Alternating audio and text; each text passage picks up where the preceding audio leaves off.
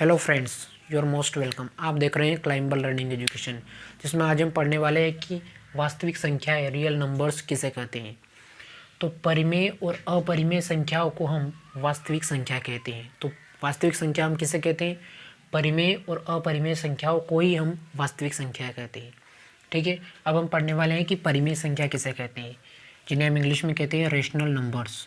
तो जिन संख्याओं को हम P/Q के फॉर्मेट में लिख सकते हैं उन्हें हम वास्तविक संख्याएं रेशनल नंबर्स कहेंगे, जहां पर Q बराबर आपके ज़ीरो नहीं होना चाहिए, यानी कि किसी भी संख्या के बटे में ज़ीरो नहीं होना चाहिए, तो उसे हम वास्तविक संख्या रेशनल नंबर कहेंगे।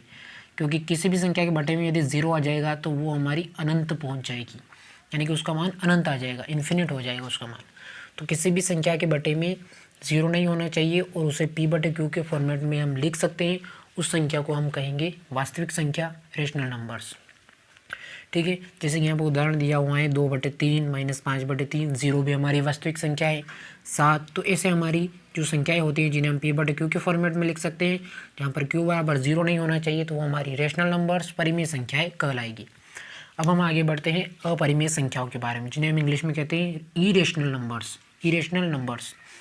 तो जिन संख्याओं को हम P/Q के फॉर्मेट में नहीं लिख सकते, P/Q के रूप में नहीं लिख सकते, उन संख्याओं को हम अपरिमेय संख्याएं, इरेशनल नंबर्स कहेंगे। जैसे कि यहाँ पर दिया हुआ है कि √2, √3, √5 और पाई भी हमारी अपरिमेय संख्या, इरेशनल नंबर्स ही हैं।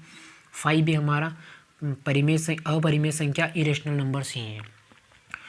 ठीक है, तो जिन संख्याओं को हम P/Q के फॉर्मेट में लिख सकते हैं और जहाँ पर Q बराबर ज़ीरो नहीं होना चाहिए, वो हमारी परिमेय संख्या कहलाएगी। और जिन संख्याओं को हम P/Q के फॉर्मेट में नहीं लिख सकते, वो हमारी अपरिमेय संख्या कहलाएगी।